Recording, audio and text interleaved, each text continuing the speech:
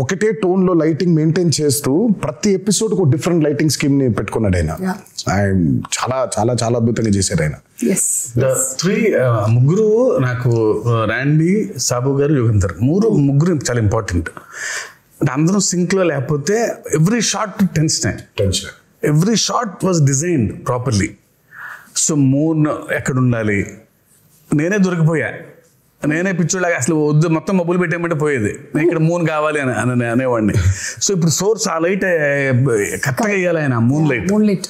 Yeah, and వాళ్ళ ముగ్గురు, Yugandhar till the last minute every shot అందరు ఎక్స్ట్రాడినరీ. ఆ టీం దొరకబట్టే ఇది ఇలా అయింది. అవును, అంటే విఎఫ్ఎక్స్ కూడా విఎఫ్ఎక్స్ కాదు అనిపించేలాగా చేయడమే ఆ విఎఫ్ఎక్స్ ఆర్టిస్ట్ యొక్క స్పెషాలిటీ అయి ఉండాలి. లేదు అంటే అదేదో సినిమాలో పెట్టినట్టు అదేంటయ్యా పులి చాలా ఒరిజినల్ గా ఉంది, నువ్వు చేసినట్టు ఎలా తెలుస్తుంది అని అంటే అలా అయిపోయేది. So everything is so very well aligned.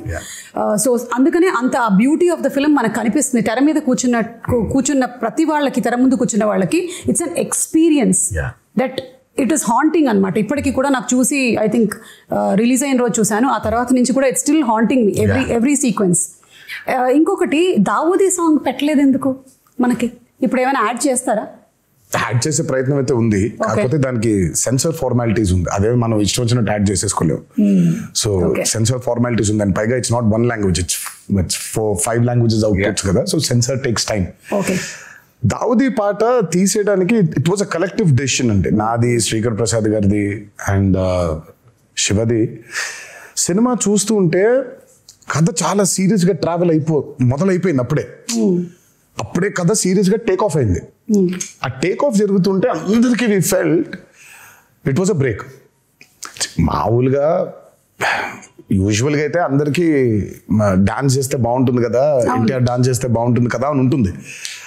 Dance అద్భుతంగా ఉండింది, కానీ ఎందుకో మాకే బ్రేక్ అనిపించింది.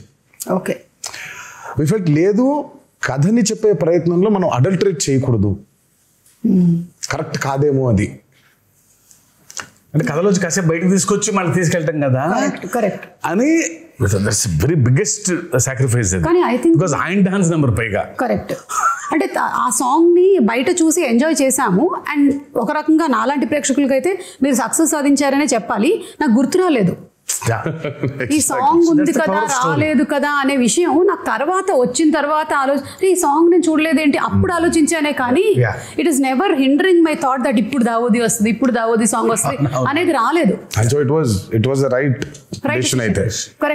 Right decision. Absolutely, obviously, because ప్రేక్షకులు ఎప్పుడు ఆయన డాన్స్ ఆడటం అనేది వాళ్ళ సినిమాలో వాళ్ళ భాగంగా ఫీల్ అవుతారు కాబట్టి, సినిమా అయిపోయిన తర్వాత కొన్ని రోజుల తర్వాత సార్ ఆ పాట కూడా చూడాలని ఉంది అనేది డెఫినెట్గా ఉంటుంది ఆ డిమాండ్.